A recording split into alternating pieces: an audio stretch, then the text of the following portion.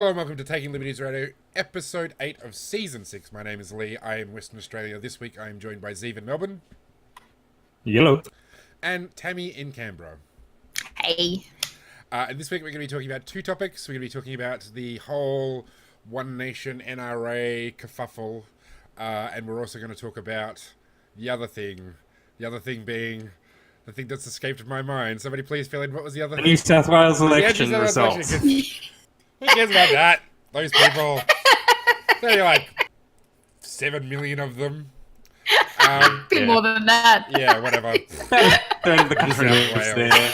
With their stupid, Bell to their some of stupid you. football code and their Gun Harbour thing Yes. and whatever. Okay, anyway, now that I've alienated pretty much our entire audience, so we're going to talk about the New South Wales election. We'll start off with that one. So, the Berejiklian government was returned, not Saturday just gone, but the one before that. And yes, there's some very interesting situations with the upper house, with One Nation picking, Mark Latham being elected. Yay, good friend of the show. And David Lynham also being elected, amongst lots of other things going on. I think, well, Tammy, do you want to fill us in? Who picked up seats in the upper house? Because Susan Vicious picked up another two, didn't they?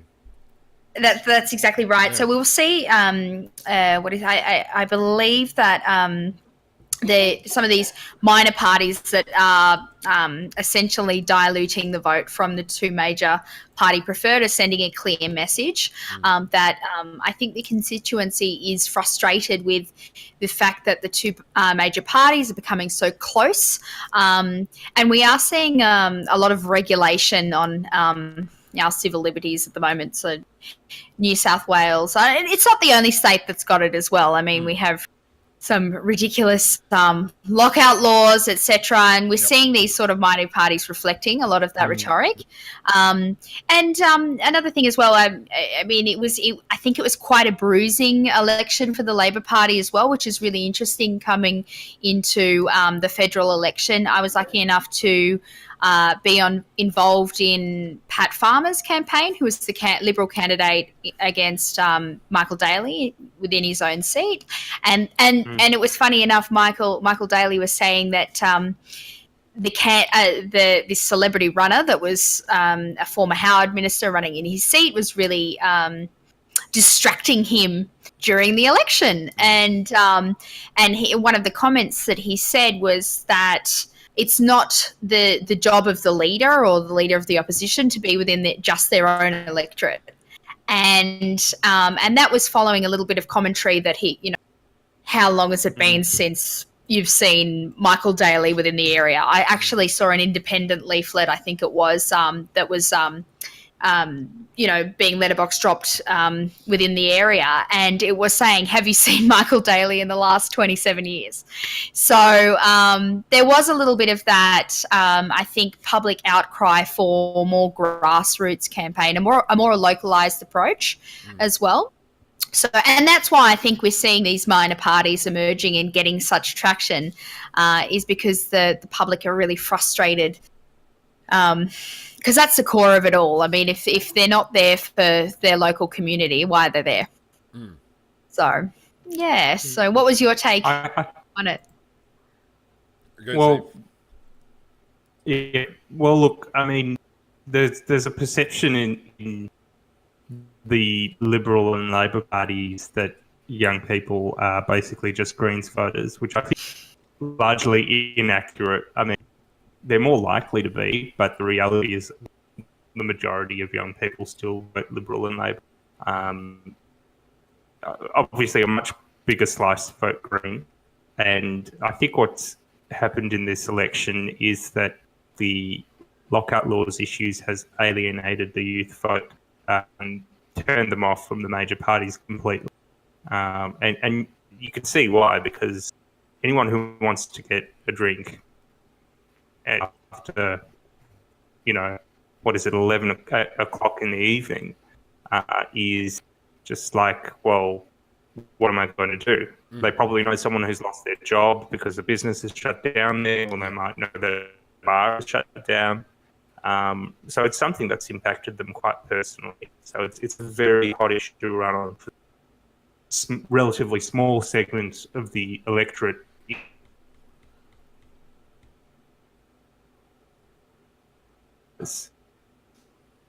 That vote, and apparently that 20 translates to about 3% of the electorate in terms of Keep Sydney Open, who are going to win a seat. And on top of that, there's the Lib Dems who are going to win a seat, who are going to push the same issue. Probably not the same segment of the electorate at all. The Lib Dems get votes from base shooters who are not socially conservative, like the farm, not as socially conservative anyway. So I guess that's one factor. The other factor apparently is there's Michael Bailey's comments about Asians taking jobs, which has clearly come up as a major issue in his own electorate, where there's a lot of Asians. Yes, and elsewhere definitely. where there are. Of course, yes. And that led to him losing a lot of votes, apparently. I mean, I can't, And it's always so hard to tell, especially at that point of the election, because it came out relatively late in the campaign. Though interestingly, probably someone that at least I'm a big fan of, Peter Phelps, who was formerly in the Upper House in New South Wales, had a big hand in that. He apparently rediscovered those comments and shared them on Facebook until apparently the strategy heads at Liberal HQ told him to pull it down, and then they brought it back and packaged it as part of a big thing. So, my God, yeah, it's campaign Tammy, gold. As someone who campaigned there, is that something I guess you encountered at all, that people were unhappy with it in the last week? Oh, absolutely. And I think one of the wonderful things that I saw was I don't know if you managed to see this. A lot of the Liberal Party members were sharing this afterwards. Was just the sweet revenge was to have the daughter of a migrant take his job. Essentially, with Gladys, I think she has a Syrian Israeli background. Her parents are both migrants, and I just thought that Sydney in particular is such a multicultural city. His own electorate, Maroubra Junction, has quite a big Vietnamese, Chinese community. It's just absolutely ridiculous, and I think it is. Maybe Michael Daly is from that old school conservative Labor faction that maybe still holds those views that these foreign workers or migrants are stealing Australian jobs, and I don't think that I don't think really represents his party either. I don't know. Oh, does it? Insofar as the Labor Party is still a creature of the unions, and the Yes. unions basically, they don't code it in racial language anymore, but certainly foreign workers and like that, the anti-immigrant sentiments. They still campaign against 457 visas. They still campaign against immigration on the basis. Although there is a totally different segment of the Labor Party who are, very quietly pro-immigration. Some much more loudly than others. Pro-immigration or pro-refugee? Because they're definitely pro-refugee, but whether they're pro-immigration. Yes. So, do you think they're pro-immigration then? Look, there's some who are. I think Bowen and who's the other one? The Assistant Treasurer Lee. They're both actually. Andrew Lee, Andrew Lee. They're both quite big Australia, if not relatively open borders. Okay. And we saw this similarly with Kevin Rudd, who proclaimed his support for a quite big Australia. So it's not an unknown sentiment in the ALP. In fact, it's a sentiment driven partly by good economics that recognises the economic benefit of immigration. There's a range of views held in the party, and the union movement, foreigners, bad movement, is just one strand of that. Sure. Which has blown up in their face quite embarrassingly in this election. But it's not all of them, any more than hating boat people is the only strand of the Liberal Party. Sure. The Liberal Party increased immigration too over the 90s to 2000s quite substantially. Well, and even So- now, there's still a kind of I wouldn't say progressive, but like there's kind of a moderate, sort of maybe even moderate left kind of element to the Liberal Party who, who push back against this kind of stuff. I mean, certainly in the House, maybe not so much in the Senate, federally. Correct. There's always seems to be, say, maybe 3 or 4 MPs who probably are pro-refugee, but obviously because of the stance of cabinet, Yes. Maybe they're not so Absolutely, open. and there are certainly Liberal Party politicians who are opposed to that federal policy. Most of them say it after they retire, but certainly in Victoria, if memory serves me right, the former Premier of Victoria, Ted Bailey, Jeff the last one they had, Jeff Kennett too, I think, are both opposed to the policy.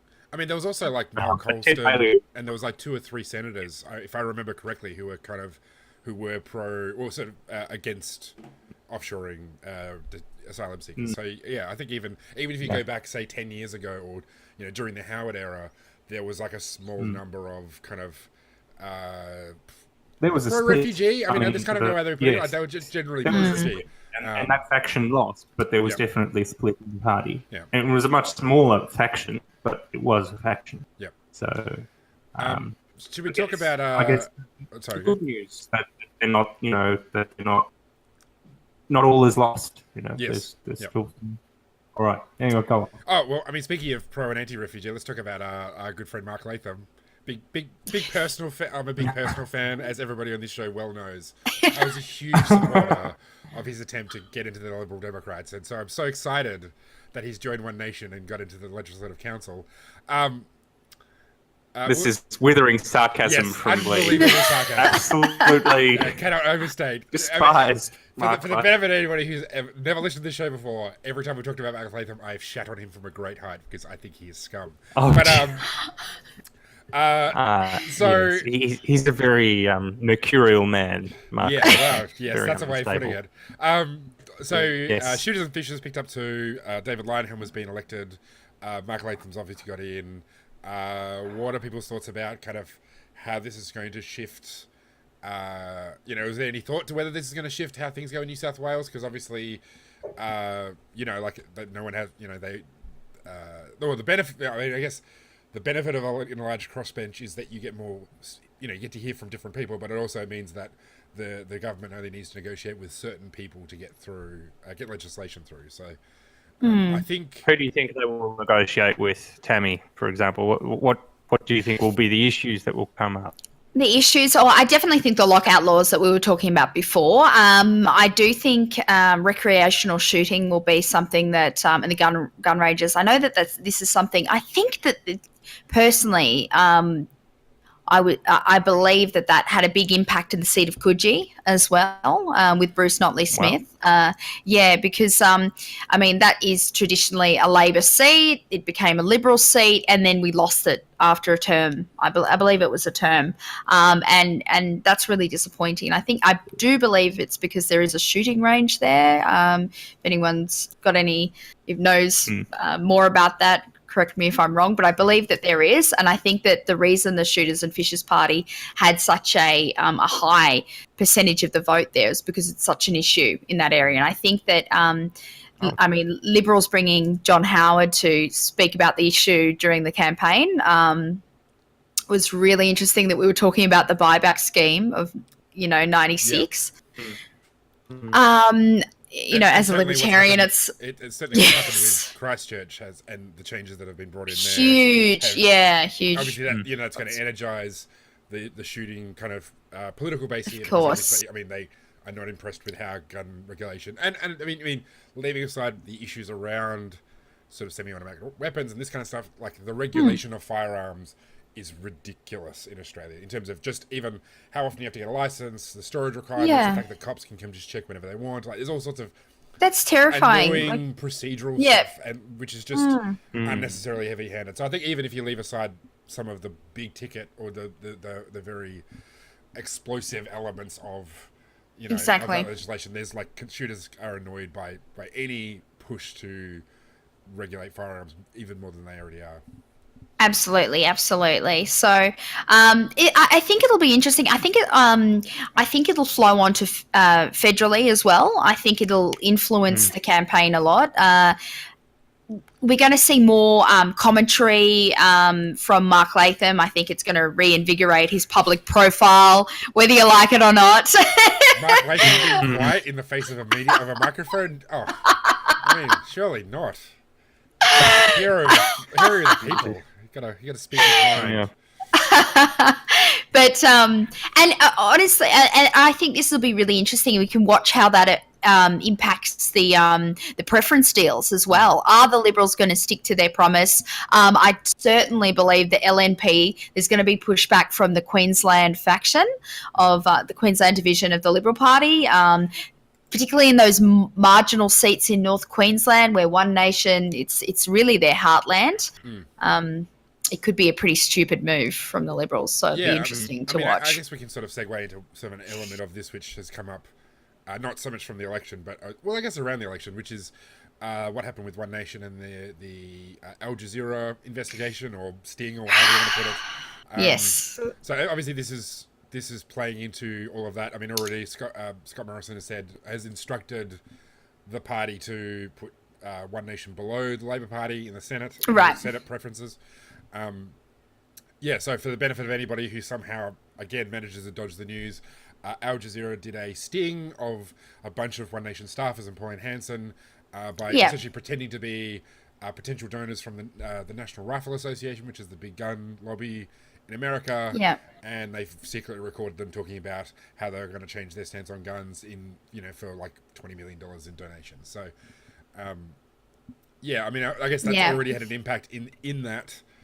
It's ScoMo told them to reduce the preferences, but I guess also this just kind of adds more fuel to the fire of whether One Nation are the devil or not. What do you think of this, Zeev?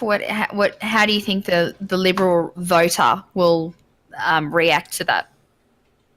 To Scott Morrison's decision? I think most Liberals will probably support it. I mean, it's hard to say. There might be a split, because some people may just overlook this thing and just support Hanson as well as the Liberals, regardless, because the support for the Liberals and support for One Nation, there's certainly a faction of Liberal Party voters who are sympathetic to One Nation, and some may just overlook this. Others may be so terrified of guns that they will just stick with the Liberals, and this will be the turning point that will just turn them off One Nation entirely. I mean, in some ways, the call to reduce their to put them below Labor is somewhat symbolic, because we don't have the old preferential system, so there's no actual deals being done to reallocate preferences. It's really just Scott Morrison saying, in our published material to voters, this is how we want you to order it. In the end, it comes down to every individual Liberal voter. Do they want to put Labor ahead of One Nation? And that's the real question. Well, people mostly just follow what the electoral roll says. Outside of obsessives like the people in this podcast, they just take it and follow it. I mean, I know I did when I was 18 or 19. Yep. Do you fill out every box in the ballot? God, no. I still don't do that. Senate. Nor will I ever. I live in Western Australia, so my ballot paper is only like half a metre long, not 15 metres long. Yep. So it's actually possible for me to fill it out sometime in the allotted 15 hours for like the election or whatever. My Lord. Wow. Yeah. And do you do that, Tammy, or are you? Look, I think in certain areas, I think it certainly in Waverley in Malcolm Turnbull's area, it might be a vote winner. It might be something that's generally supported, but I think it's alienated quite a large portion of the more conservative Liberals that might be, say, more on the National side than the Liberal side in the coalition. Definitely in Queensland, I don't think that's One Nation Heartland. I just think it's just a really stupid move, personally. And I'm happy to say that because I don't think it will be popular. I think it's really going to hurt some of those candidates in the marginal seats as well. To put One Nation below Labor? I think so. I think from the public's point of view, I think it'll be it'll be perceived as more of an endorsement of Labor than it says more about what they're saying about Labor than what they're saying about One Nation. And in those areas, One Nation, Katter, they're already a threat already. And I think definitely there is a large portion, I think, Zeev, you were saying before about even in the Labor Party of supporters that would Liberal or Labor supporters rather that would support One Nation because of their I don't like this word, but I'll say it, Islamophobic sort of commentary and migration policies.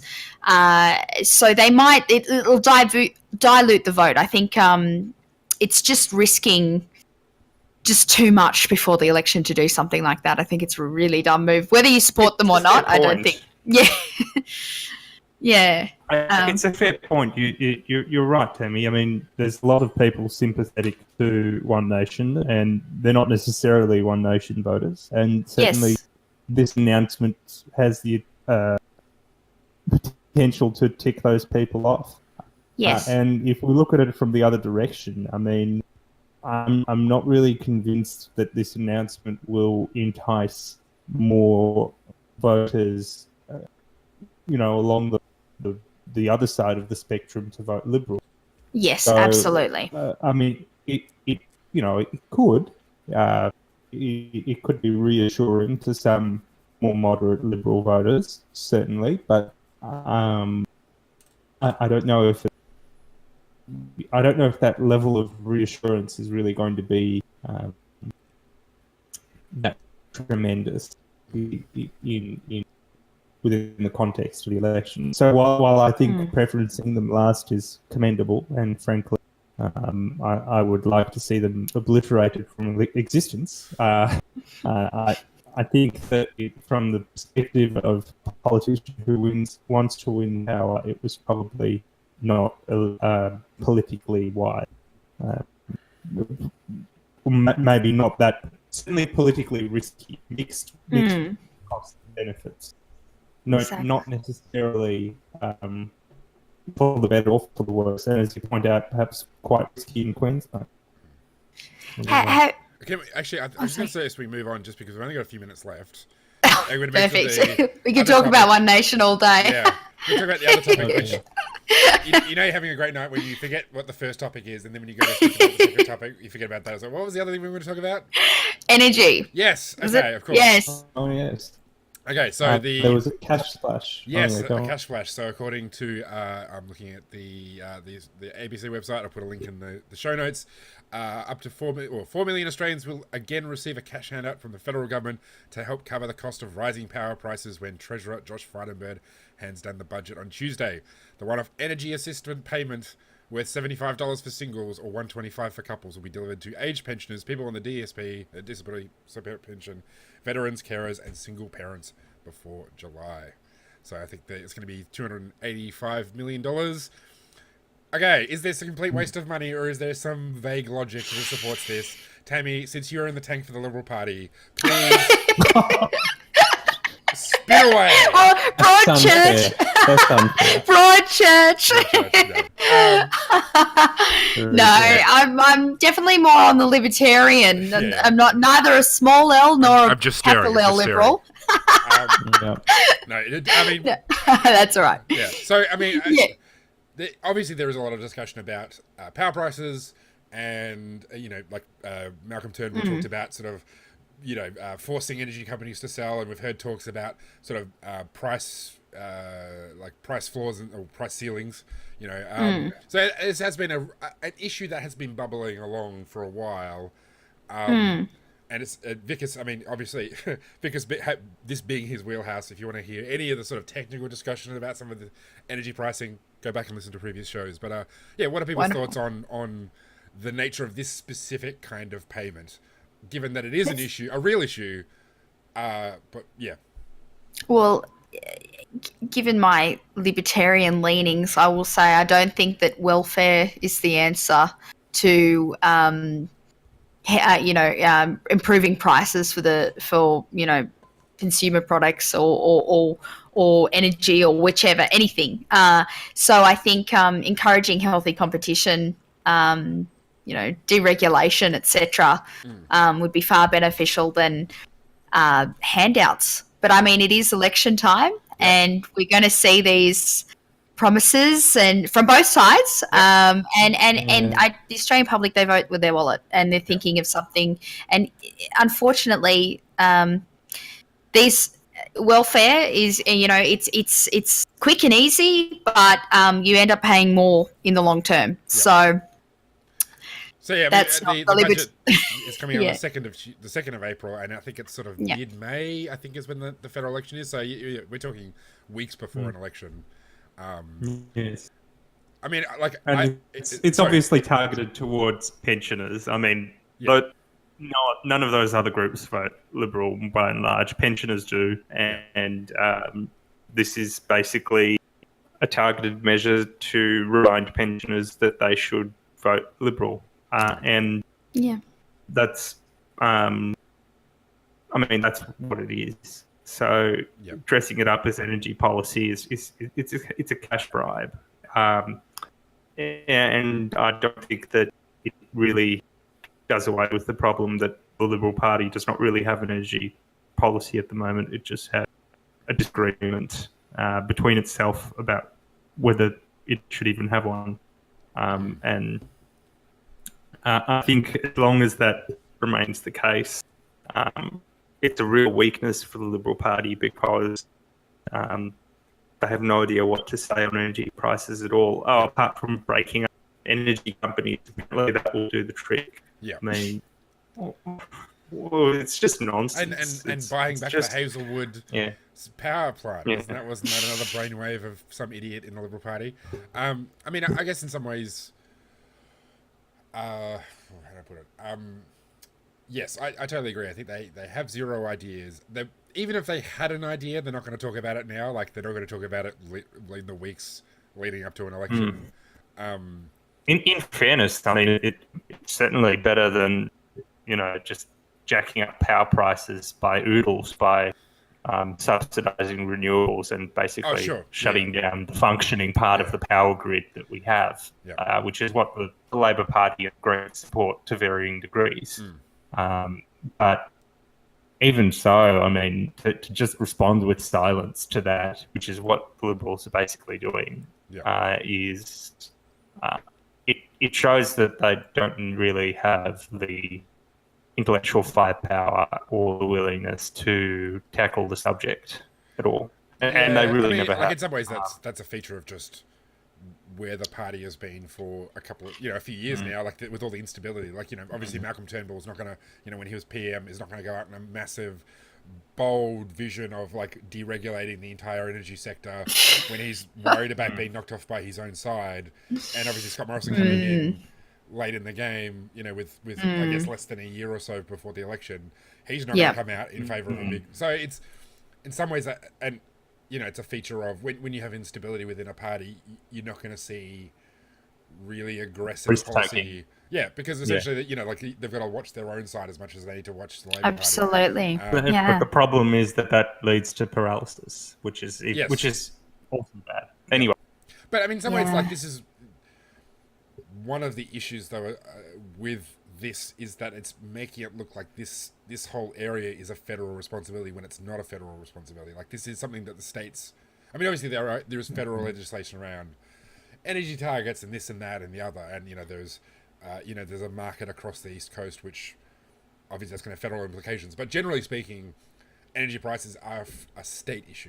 This is really something that state governments need to sort out.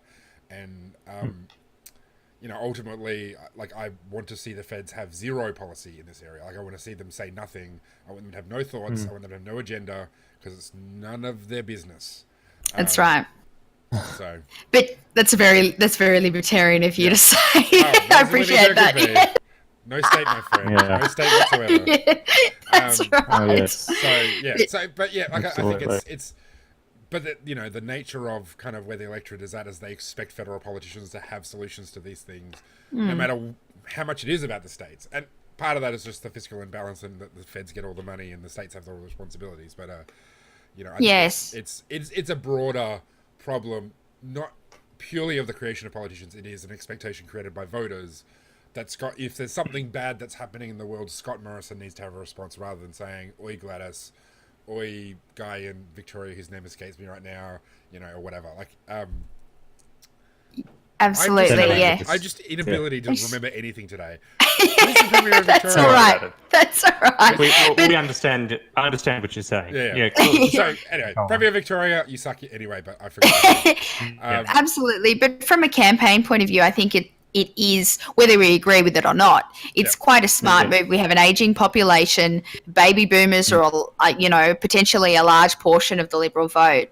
And, what better alternative? I mean, Labor can say Liberals don't have a policy on climate change. What better alternative to offer the public money as the alternative? So, it's a limited segment of the public, though, and while people wallets, a lot of them still have, broader concerns, some sense, and willing to be swayed on those concerns.